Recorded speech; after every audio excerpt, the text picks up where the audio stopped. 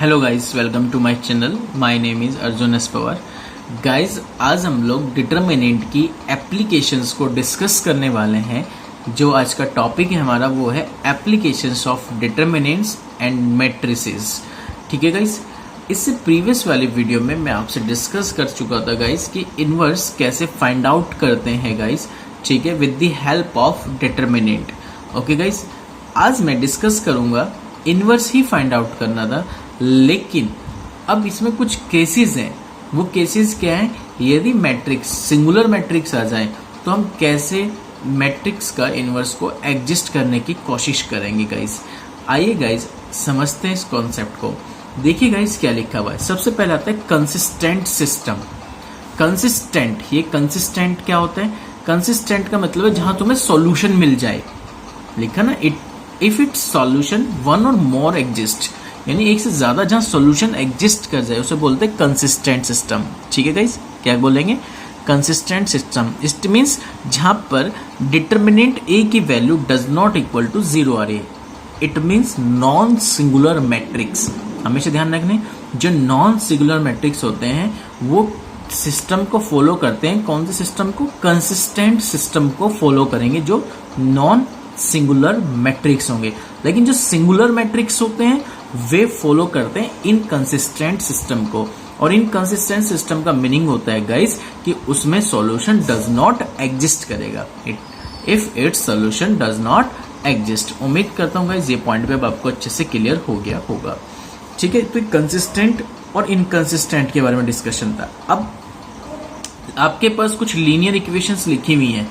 अब इस linear equation में आपको क्या करना है? इनकी हेल्प से आपको इनवर्स फाइंड आउट करना है उस मैट्रिक्स का। तो कैसे फाइंड आउट करेंगे उस लीनियर इक्वेशन का, मैट्रिक्स का इनवर्स? तो देखिए गाइस, ये आपके पास लीनियर इक्वेशन है।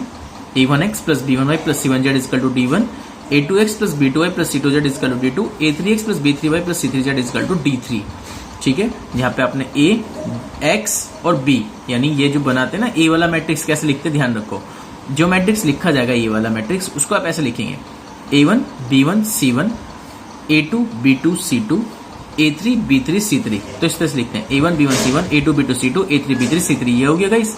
उसके बाद x, जो x वाला मैट्रिक्स बनता है ये कैसे बनता है? ये x y z जो वेरिएबल होते हैं ना, इन वेरिएबल को हम किस में लिख देते हैं? कॉलम में लिख देते हैं। ठीक है, और जो b होता है, b कांस्टेंट क्वांटिटी को रिप्रेजेंट करता है, जैसे d1 d2 d3, ये भी कॉलम में लिखी जाती है। हमेशा ध्यान रखेंगे वेरिएबल और कांस्टेंट क्वांटिटी कॉलम में रिप्रेजेंट होती है। ठीक है गाइस, समझ में आ गई होगी यहाँ तक बातें। ओके, अब वो कह रहा है कि ये मैट्रिक कैसे रिप्रेजेंट होगा। इसे तो कैपिटल ए बोल दिया, इस पूरे को कैपिटल एक्स बोल दिया, इस पूरे को हमने बी बोल दिया।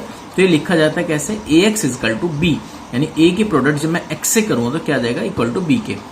ठीक है गाइस, उम्मीद करता हूं यहां तक आपको बात क्लियर हो रही होगी। अब बात समझेंगे, इसके दो केस होंगे। किसके? ए एक्स इजकल टू बी के।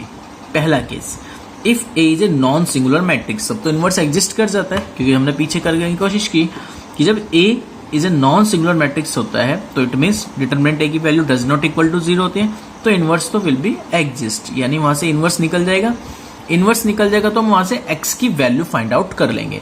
क्योंकि जो हम सिस्टम को पढ़ रहे हैं उसकी एप्लीकेशन को, सिस्टम में एप्लीकेशन को पढ़ने का मेन टारगेट है हमें, देखिए यहाँ पे ज्यादातर सिस्टम की x, y और z की वैल्यू को फाइनली गेट करना। देखिए गाइस, जो मैं आपको रियल बताऊं, जो हम इसमें मेन पैटर्न कर रहे हैं, जो मेन टारगेट है हमारा यहाँ पर, वो मेन टारगेट क्या है? एक्स वाई जेड की वैल्यू निकालने। पर एक्स वाई जेड की वैल्यू में तभी पॉसिबल है निकालना जब उसका इनवर्स एग्जिस्ट करे। बात समझ में आ गई? जब उसका इनवर्स एग्जिस्ट करेगा तभी हम उसका क्या फाइंड आउट कर सकते हैं गाइस? एक्स वाई जेड की वैल्यू को फाइंड आउट कर सकते हैं। ये मेन पॉइंट है गाइस। तो उसने कहा कि यदि नॉन सिंगुलर है तो आप easily x is equal to A inverse B रख के एक्स वाई जेड की वैल्यू फाइनली गेट कर सकते हैं, क्योंकि वहां इनवर्स एग्जिस्ट हो गया। लेकिन यदि ए सिंगुलर हो जाए तब आप एक्स वाई जेड की कैसे वैल्यू फाइंड आउट करेंगे? इट मीन्स डिटरमिनेंट ए की वैल्यू जीरो के इक्वल आ जाए। तो उस केस में आप कैलकुलेट करेंगे एडजॉइंट ए डॉट बी। अब इसमें भी क्वेश्चन रेज होगा आपका कि sir adjoint A dot B final करते हैं हमें क्या रिजल्ट मिलेंगे? तो देखिए, जब आप एडजॉइंट ए डॉट बी करेंगे तो उसके भी दो केस बनेंगे। क्या केस बनेंगे? कि एडजॉइंट ए और बी की प्रोडक्ट करना, पहले एडजॉइंट ए निकालो, उसकी प्रोडक्ट करो, इसकी प्रोडक्ट करके डज नॉट इक्वल टू 0, तो सिस्टम इज इनकंसिस्टेंट। कंसिस्टेंट हो तो सर नो सॉल्यूशन, कोई सॉल्यूशन मिलने वाला नहीं है। लेकिन एडजॉइंट ए इंटू बी की वैल्यू 0 के इक्वल आ जाए तो देन सिस्टम में भी आइदर कंसिस्टेंट और इनकंसिस्टेंट, यानी यहाँ भी श्योरिटी नहीं है कि वो कंसिस्टेंट होगा या वो इनकंसिस्टेंट होगा। कंसिस्टेंट का मीनिंग इनफाइनाइटली मैनी सोल्यूशन और इनकंसिस्टेंट का मीनिंग नो सॉल्यूशन। ठीक है, बस हमें फिर यहाँ पे आगे कुछ बढ़ना नहीं है, हमें क्वेश्चन को यहीं छोड़ देना है। बस हम एक्स वाई जेड की वैल्यू नहीं निकाल पाएंगे इस सिचुएशंस में जब हमारे पास ए सिंगुलर मैट्रिक्स आता है, तो उस कंडीशन में हम एक्स वाई जेड की वैल्यू को फाइनली नहीं कैलकुलेट कर पाते, लेकिन हम इतना कैलकुलेट करके उसे दिखाएंगे कि एडजॉइंट ए डॉट बी यानी प्रोडक्ट है इस दो मैट्रिक्सों की, इनकी प्रोडक्ट करके दिखा देंगे और दिखाएंगे कि यदि equal does not equal to 0 तो इनकंसिस्टेंट यानी नो सॉल्यूशन, इक्वल टू 0 तो इट मीन्स आप उसे बोल सकते हैं या तो कंसिस्टेंट होगा या इनकंसिस्टेंट। बस दैट्स एनफ, इससे आप इसमें और कोई डिस्कशन नहीं करेंगे। ओके गाइज, तो उम्मीद करता हूँ गाइज ये पॉइंट आपको बहुत अच्छे से समझ में आया होगा। ठीक है गाइज, तो आइए गाइज डिस्कस करते हैं कि क्वेश्चन किस तरह से पुट होगा आपको। ओके गाइज, देखिए let's see guys. Okay guys, देखिए कोई एग्जांपल आपके सामने लिखा हुआ कि examine the consistency of the system of the equation. आपके पास ये इक्वेशन है दिस एंड दिस, दो इक्वेशन है। सबसे पहले से मैट्रिक्स फॉर्म में लिखेंगे। मैट्रिक्स फॉर्म में लिखने का पैटर्न होता है guys A is equal to पहले एक्स के कॉफिशिएंट दोनों के लिख लीजिए। एक्स का कॉफिशिएंट यहाँ 1 है, यहाँ 2 है, तो 1 और 2। फिर वाई का कॉफिशिएंट यहाँ 2 है, यहाँ 3 लिखा, ये तो बन गया ए। और जो ये वेरिएबल मैट्रिक्स होते हैं उसे मैंने आपको बता रखा, हमेशा किस में लिखते हैं, कॉलम मैट्रिक्स में। और जो कांस्टेंट क्वांटिटी होती है उसे भी हमेशा किस में लिखते हैं, कॉलम मैट्रिक्स में। तो ये बन गया A x is equal to B. क्या बन जाता है, A x is equal to B. यदि मैं इसकी प्रोडक्ट करूँ तो वो इक्वल किसके, बी के है। ये हमेशा ध्यान रखेंगे क्योंकि ये जो इक्वेशन लिखी होती है ना एक्स प्लस 2y और 2x प्लस 3y, ये ए एक्स की प्रोडक्ट है। किसकी प्रोडक्ट है, ए एक्स की। तो A x is equal to B, तो x इज इक्वल टू कितना आ गया, ए इनवर्स बी के। अब मुझे इनवर्स निकालना है सबसे पहले। यदि मैं इनवर्स निकाल दिया तो उम्मीद करता हूं कि ये आगे की कहानी में कर पाऊंगा। लेकिन मुझसे पूछा गया कि सिस्टम में एग्जामाइन करना कि कंसिस्टेंसी को रिप्रेजेंट कर रहा है या नहीं कर रहा है, बस इतना बताना है मुझे। तो ठीक है, बताते हैं। सबसे पहले हम इसका डिटरमिनेंट निकालेंगे। डिटरमिनेंट निकाल कर देखा तो वैल्यू है -1, तो डज नॉट इक्वल टू आ गया 0। तो इट मीन्स एक ऐसा मैट्रिक्स हो गया non singular matrix. Non singular हो तो sir inverse exist, inverse exist तो सिस्टम कैसा हो गया, कंसिस्टेंट। बस इतना ही आपसे पूछा था कि एग्जामाइन कीजिए कि गिवन जो सिस्टम है वो कंसिस्टेंट है या नहीं है। तो आपने बता दिया कि सिस्टम क्या है, कंसिस्टेंट है। क्यों कंसिस्टेंट है, वो नॉन सिंगुलर मैट्रिक्स आ गया। दूसरे में पूछ लिया क्वेश्चन में आपसे कि test the consistency of the following system of the equation this and this. बस गाइस, अब आपको करना क्या, फिर से मैट्रिक्स फॉर्म में लिखा आपने। मैट्रिक्स फॉर्म में लिखने के बाद x is equal to A inverse p बना। पहले a का डिटरमिनेंट फाइंड आउट किया, इसकी वैल्यू किसके इक्वल आ गई, 0 के। 0 के वैल्यू के इक्वल आते हैं सर, डिटरमिनेंट a आ गया 0 के इक्वल, तो इसका मतलब हो गया inverse does not exist. Inverse does not exist तो इसका मतलब adjoint a dot b find out करेंगे। एडजॉइंट a निकालना प्रीवियस वाली वीडियो में मैं आपको सिखा चुका हूं। तो एडजॉइंट a की वैल्यू मेरे पास ये आई है, b आपके पास ऑलरेडी था, उसकी दोनों की प्रोडक्ट करी, दोनों प्रोडक्ट करके -7 -21 आई, लेकिन इसकी वैल्यू 0 मैट्रिक्स नहीं आई। 0 तो नहीं आया, तो डज नॉट इक्वल टू 0। जैसे डज नॉट इक्वल टू 0 आता है तो आपको पता है ऑलरेडी गाइस की इक्वेशन कैसी होती है, इनकंसिस्टेंट हो जाती है। तो गाइस आपको पता ही है कि adjoint A B does not equal to 0, तो आपको पता लगेगा कि जो इक्वेशन होगी गाइस वो कैसी आएगी, इनकंसिस्टेंट होगी। It means have no solution. कैसा मिल गया आपको, हैव नो सॉल्यूशन। तो इसलिए इसने वहां पूछा था टेस्ट द कंसिस्टेंसी, यानी हमें टेस्ट करके बताना है, एग्जामाइन करके बताना है कि गिवन सिस्टम कंसिस्टेंट है या इनकंसिस्टेंट है। तो ये तो था पैटर्न बताने का। अब नेक्स्ट जो मैं आपसे डिस्कस करने वाला हूं उसमें डिस्कस करने वाला हूं कि आप उस सिस्टम की x और y और z की वैल्यू कैसे फाइंड आउट करेंगे जब सिस्टम कंसिस्टेंट हो जाता है। जब सिस्टम कंसिस्टेंट होता है तो आप उस कंडीशन में x, y और z की वैल्यू कैसे फाइनलाइज करेंगे। आइए गाइज उसको समझते हैं। Let's see guys. देखिए गाइज, आपको लिखा हुआ है using matrix method. Matrix method का आपको यूज करते हुए solve the following system of the linear equation. इस लीनियर इक्वेशन को सॉल्व करना है। इट मीन्स जब सिस्टम आपको गिवन हो और मैट्रिक्स मेथड से आपको क्वेश्चन को सॉल्व करना हो तो इसका सेंस ये जाता है गाइस कि आपको एक्स वाई जेड की वैल्यू फाइनलाइज करनी है। किसकी वैल्यू फाइनल करनी है? एक्स वाई और जेड की वैल्यू बतानी है। तो देखिए गाइस, एक्स वाई जेड की वैल्यू बहुत ही हम इजी तरीके से बता सकते हैं। सबसे पहले उसको मैट्रिक्स फॉर्म में लिखिए, जैसे मैंने अभी आपको लिखना सिखाया कि एक्स की वैल्यू वेरिएबल जो हमेशा कॉलम में, कांस्टेंट क्वांटिटी हमेशा कॉलम में, बाकी जो बचता है ए मैट्रिक्स वो रो के अनुसार लिखे जाते हैं। एक्स के कॉफिशिएंट, वाई के कॉफिशिएंट, जेड के coefficient. A x is equal to B बनता है हमेशा, तो एक्स इजकल टू हो गया ए इनवर्स बी। सबसे पहले इस गिवन मैट्रिक्स का डिटरमिनेंट फाइनल कराइज करेंगे।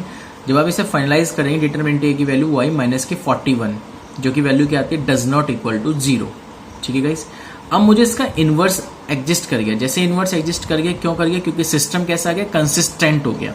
और जैसे सिस्टम कंसिस्टेंट होता है तो सबसे पहले अब आप क्या करेंगे, उसके बाद आप सबसे पहले, क्योंकि मैंने आपको इससे प्रीवियस वीडियो में इनवर्स गेट करना सिखाया था, तो इनवर्स का फॉर्मूला मैंने आपको वहां बताया था गाइस कि इनवर्स का जो फॉर्मूला होता है ए इनवर्स का, वो क्या होता है? Adjoint A is divided by determinant of A. तो सबसे पहले आप इनवर्स निकालेंगे। इनवर्स कैसे निकालेंगे? एडजॉइंट ए की हेल्प से। और इसको डिवाइड किससे करेंगे? डिटरमिनेंट ऑफ ए से। तो सबसे पहले आपने क्या किया? 3/3 का एडजॉइंट निकाला। ये मैंने आपको निकालना सिखा रखा है प्रीवियस वाले वीडियो में गाइस। देखिए, यहाँ मैं आपसे डिस्कस नहीं कर पाऊंगा क्योंकि वीडियोस और लंबी हो जाएगी, तो इससे बेहतर है कि आप एडजॉइंट वाली वीडियोस मेरी देखें। और उसमें मैंने आपको समझा रखा है गाइस कि कैसे एडजॉइंट फाइनलाइज किया जाता है गाइस मैट्रिक्स का। तो ये C11, C12, C13, C21, C22, C23, C31, C32, C33, इस वैल्यूज को आपने फाइनलाइज किया। 2 - 29, 2 2 - 4 17 - 3 - 5 11 - की 14। अब आपको पता है कि जो एडजॉइंट ए होता है वो होता है कोफैक्टर्स का ट्रांसपोज। तो कोफैक्टर्स का क्या करना पड़ेगा? पहले आपको गाइस ट्रांसपोज करना होगा। ट्रांसपोज करने के लिए आपको पता है कि रो को कॉलम में, कॉलम को रो में बना देंगे, तो यहां से आपके पास एडजॉइंट ए गेट हो जाएगा। एडजॉइंट गेट एक हो गया आपके पास ये गाइस। ठीक है, अब आपको इनवर्स निकालना, तो इनवर्स हो गया adjoint A divide by determinant of A. तो आपने इनकी वैल्यू रख दी। एडजॉइंट ए की वैल्यू फाइनल ये आई, डिटरमिनेंट ए की वैल्यू ये आई आपके पास -1/41। यहां तक क्लियर हो गया। तो ये तो था प्रीवियस मेथड। अब इससे आगे का मेथड क्या है, जो आज का न्यू कॉन्सेप्ट है, वो क्या है? एक्स वाई जेड की वैल्यू निकालना। तो एक्स इजकल टू किसके इक्वल हो गया? ए इनवर्स बी के। तो A inverse B, A inverse अभी आपने निकाला, ये पूरा ए इनवर्स का पोर्शन था यहाँ तक, इनटू बी, बी के साथ प्रोडक्ट। इसको हमेशा एज इट इज बाहर ही रखना, अंदर मल्टीप्लाई मत कर देना गलती से भी, क्योंकि कैलकुलेशन स्ट्रांग हो जाएगी, इसलिए स्ट्रांग ना करके हमें इजी बनानी है। इसको हमेशा जो भी वैल्यूज आया करेगी डिटरमिनेंट की, उसे बाहर ही रखनी है अभी। अब आपको करना क्या है? इस पूरे की प्रोडक्ट इस पूरे के साथ कीजिए। 2 की प्रोडक्ट 7 से, -4 की प्रोडक्ट 5 से, -5 की प्रोडक्ट 7 से, फिर नीचे आइए, इसकी प्रोडक्ट इससे, इसकी प्रोडक्ट इससे, इसकी प्रोडक्ट इसके साथ, फिर इसकी प्रोडक्ट इसके साथ, इसकी प्रोडक्ट इसके साथ, इसकी प्रोडक्ट इसके साथ। कैलकुलेट कर लीजिए। कैलकुलेट करके -1/41, -41 -41 + 41। अब इसको अंदर ले जाइए। जैसे आप इसको अंदर ले जाएंगे तो पूरे में डिवाइड करेगा कि भाई इंटू कर दे, चाहे इंटू बोल दीजिए। -1/41 अंदर क्या करेगा? पूरे में मल्टीप्लाई करेगा। तो पूरे में इसके साथ मल्टीप्लाई करा दीजिए, तो ये एक्स वाई जेड की वैल्यू आपको फाइनलाइज हो जाएगी। तो आपको एक्स वाई जेड की वैल्यू कितनी गेट हो गई यहाँ पे? एक्स वाई जेड की वैल्यू 1 1 -1। तो एक्स की वैल्यू 1, वाई की वैल्यू 1 और जेड की वैल्यू -1। तो उम्मीद करता हूं गाइस सिस्टम ऑफ इक्वेशन को आपने क्या करना सीख लिया? सॉल्व करना सीख लिया। It means x y z की वैल्यू को फाइनलाइज करना सीख लिया गाइस। ये बोर्ड के एग्जाम में सबसे इंपॉर्टेंट क्वेश्चन होता है गाइस 6 मार्क्स के लिए। ठीक है, ज्यादातर पूछा भी जाता है गाइस ये, लेकिन ध्यान रखें क्वेश्चन इंपॉर्टेंट है। ठीक है गाइस, इस चीज को ध्यान से समझना। आई होप, मैं समझता हूँ कि आपको क्लियर हो गया होगा। कुछ नहीं था, सबसे पहले आपको एडजॉइंट निकालना है इस क्वेश्चन का। एडजॉइंट देखिए, डिटरमिनेंट से तो पता लग जाता है कि हम उसका इनवर्स निकालने में एग्जिस्ट होगी क्या। इनवर्स एग्जिस्ट हो जाएगा तो आगे की कहानी एडजॉइंट से शुरू होती है। एडजॉइंट ए निकाल लो, इनवर्स निकल जाएगा। Adjoint A divide by determinant A की हेल्प से फिर आपको ये फॉर्मूला पता है कि x equal to A inverse B के होता है। ए इनवर्स की प्रोडक्ट बी के साथ करनी होती है। करने के बाद जो कैलकुलेट करके आएगा वो हमेशा एक्स वाई और जेड की वैल्यू आएगी। बस हमेशा ध्यान रखना। उम्मीद करता हूँ गाइज ये पॉइंट भी अब आपको अच्छे से समझ में आ गया होगा। ओके गाइज, चलते नेक्स्ट एग्जांपल की तरफ, आइए समझते हैं। Let's see guys. Okay guys, तो गाइज अब समझते हैं नेक्स्ट क्वेश्चन। अब एग्जामिनर उसी क्वेश्चन को कैसे घुमा के देगा आपको, अब उस कॉन्सेप्ट को समझते हैं। आपको उसने कोई मैट्रिक्स ए गिवन ये कर दिया है, कह रहा है कि फाइंड कर ले इनवर्स, यानी इस मैट्रिक्स की हेल्प से इनवर्स को फाइंड आउट कर। फिर कह रहा है कि solve the following system this, और इस सिस्टम को सॉल्व कर दे। ध्यान रखना गाइस, जब भी इस टाइप का कोई क्वेश्चन आएगा और इस टाइप के क्वेश्चन में आपको सिस्टम गिवन है लीनियर इक्वेशन का, तो हमेशा ध्यान रखना कि आपको इस सिस्टम का दोबारा से इनवर्स नहीं निकालना होता। एक चीज का इंपॉर्टेंट ध्यान रखना, ये पॉइंट इंपॉर्टेंट है गाइस, ध्यान रखेंगे। फिर से रिपीट करूं, जैसे आपको इस तरह का कोई क्वेश्चन गिवन है और इस तरह का आपको कोई सिस्टम गिवन किया हुआ है, तो इस सिस्टम का हमेशा आपको क्या करना है कि आप जो इस सिस्टम से सॉल्व करेंगे, जो मैट्रिक्स गिवन होगा, इस मैट्रिक्स से सॉल्व करेंगे, जो इनवर्स आएगा उस इनवर्स का आपका यूज इसमें करना होगा। इसका अलग से इनवर्स फाइनलाइज नहीं करना होगा, ये चीज ध्यान रखेंगे। ओके, चलिए समझते हैं। पहले मैट्रिक्स फॉर्म क्या लिखी हुई, ए थी ये वाली, इसकी हेल्प से आपने इनवर्स निकाला। इनवर्स निकालना आपको इजीली आता है। सबसे पहले इनवर्स निकालने के लिए आपको पता है कि मैट्रिक्स को पहले अपने सिस्टम को अपने मैट्रिक्स फॉर्म में लिखा, ए एक्स बी की फॉर्म में, x equal to inverse B आ गया। ए जो मैट्रिक्स आपके पास ये, इसका डिटरमिनेंट फाइनलाइज किया आपने। फाइनलाइज करने के बाद ओके गाइस, तो गाइस आपने पहले ए इनवर्स को देखेंगे एग्जिस्ट करेगा नहीं करेगा, तो उसके लिए आपने डिटरमिनेंट ए फाइनल किया। डिटरमिनेंट की वैल्यू 23 जो कि डज नॉट इक्वल टू 0, इसका मतलब इनवर्स एग्जिस्ट कर गया। इनवर्स एग्जिस्ट कर गया तो ऑब्वियसली आपके माइंड में तुरंत क्लिक करना चाहिए कि एडजॉइंट ए फाइंड आउट करना है। एडजॉइंट ए फाइनल करने के लिए आपको बताइए कोफैक्टर्स निकालने थे, C11 C12 C21 C22। Adjoint A निकल गया, एडजॉइंट ए निकल गया तो इनवर्स फाइंड आउट हो गया। इनवर्स फाइंड आउट होने का adjoint A divide by determinant of A. बस आप यहां रुकेंगे गाइस। अब इस सिस्टम को बहुत ध्यान से समझेंगे। जब आपने ए मैट्रिक्स बनाया, मैंने कहा था कि आपको जब ये सिस्टम गिवन होता है लीनियर इक्वेशन का, तो आपको दोबारा से इनवर्स निकालना होता है। उसका रीजन साफ साफ समझ में आ जाएगा। बाकी आपको देखो, जब मैंने सिस्टम को मैट्रिक्स फॉर्म में बनाया तो ये लिखा 2 3 -5 4 लिखा ए का, तो देखो जो ऊपर लिखा होता वो यही आ गया 2 3 -5 4। तो देखो दोनों सेम है नहीं है, देखो ध्यान से, इसलिए मैंने इसका नाम ए लिखा हुआ है। ध्यान रखना, क्योंकि गिवन ए था इसलिए मैं ए नहीं लिख सकता था यहाँ पे। मैं आपको यहाँ पे C, D, E, F कुछ भी लिख सकता था, लेकिन मैंने ए ही क्यों लिखा, उसका रीजन अब समझो। क्योंकि जो मैट्रिक्स गिवन था ना मुझे, वही सिस्टम को बनाकर, जो सिस्टम था इस लीनियर सिस्टम को मैंने क्या किया, जब मैंने इसे मैट्रिक्स फॉर्म में बनाया तो वो यही बन गया जो इस पर बना हुआ था। तो इसलिए मैंने आपको मना किया है कि जब भी आप इस तरह के सिस्टम को सॉल्व करेंगे तो कहीं ना कहीं आपको ऐसा मिलेगा कि ये सिस्टम उसी की हेल्प से अपने आप सोल्व होंगे जो आप फाइनल कर चुके हैं। तो दोबारा से इनवर्स नहीं निकालना है, ठीक है गाइस, दोबारा से इनवर्स नहीं निकालना है।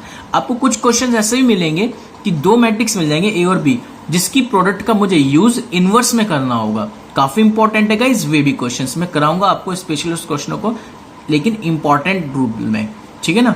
तो उस क्वेश्चन को भी आप ध्यान से समझना। तो आपको ध्यान रखना इस चीज का कि हम जब भी ये सिस्टम आपको इस तरह का कोई गिवन होगा, इस तरह की कोई मैट्रिक्स गिवन होगी, तो उसका जो हम इनवर्स निकालेंगे उनका यूज, मोस्टली यूज हमें यही करना है जो हमें सिस्टम गिवन होगा उसी में यूज करना है। यानी उस सिस्टम का हमें दोबारा से इनवर्स नहीं निकालना, बस ये ध्यान रखना इस चीज का गाइस, ठीक है। जब भी आपको इस टाइप के क्वेश्चन कहीं गिवन होंगे, आपको 2 मैट्रिक्स गिवन कर दे, 3 गिवन कर दे, 4 गिवन कर दे, आपको उन्हीं की हेल्प से इस सिस्टम में उसको यूज करना होगा। बस ये चीज ध्यान रखेंगे आप, ठीक है गाइस। तो मैंने एडजॉइंट निकाल दिया था, इनवर्स फाइंड आउट हो गया। इनवर्स फाइंड आउट हो गया तो x equal to inverse B, A inverse की वैल्यू ये, बी की वैल्यू कैलकुलेट कीजिए। कैलकुलेट करके वैल्यू आ गई 1 - 2। इट मीन एक्स वाई की वैल्यू 1 - 2, यानी एक्स की वैल्यू 1, कंपेयरिंग में एक्स की वैल्यू 1, वाई की वैल्यू -2। ओके गाइस, ये था सिस्टम को सॉल्व करने का पैटर्न। अब आइए गाइस समझते हैं नेक्स्ट पॉइंट को। ये लैंग्वेज का क्वेश्चन, वर्ड का क्वेश्चन क्या है, समझिए क्या कहना चाह रहा है। The sum of the 3 numbers is 6। उन्होंने कहा 3 नंबर है, उनका सबका सम 6 है। 3 नंबर आपने कह दिया भाई एक्स वाई जेड है, मेरे अकॉर्डिंग क्या कह दिया, एक्स वाई जेड। 3 नंबर का सम उसने आपने कह दिया कितना है, 6 है। तो आपने कहा 3 नंबर थे, एक्स वाई जेड का सम 6 हो गया। चलिए पहली इक्वेशन बन गई आपके पास, ठीक है। दूसरा पॉइंट क्या कह रहा है, आगे पढ़ते हैं। If we multiply third number यानी जेड बाय 3 से मल्टीप्लाई कर दीजिए, and the second number to it, और सेकेंड नंबर जो है to it will we get 11। जो सेकेंड नंबर होगा ध्यान से समझेंगे। उसने कहा यदि मैं इसे थर्ड नंबर में 3 से प्रोडक्ट कर दूं और उसमें y ऐड कर देता हूं तो मुझे 11 गेट आउट होता है, ठीक है। यानी x 0 हो गया, तो इसे आप ऐसे लिख लीजिए y + 3z is equal to 11। x नहीं है तो 0x करके लिख लीजिए, पर दिक्कत परेशानी नहीं होनी चाहिए आपको गाइस। चलते हैं नेक्स्ट लाइन को।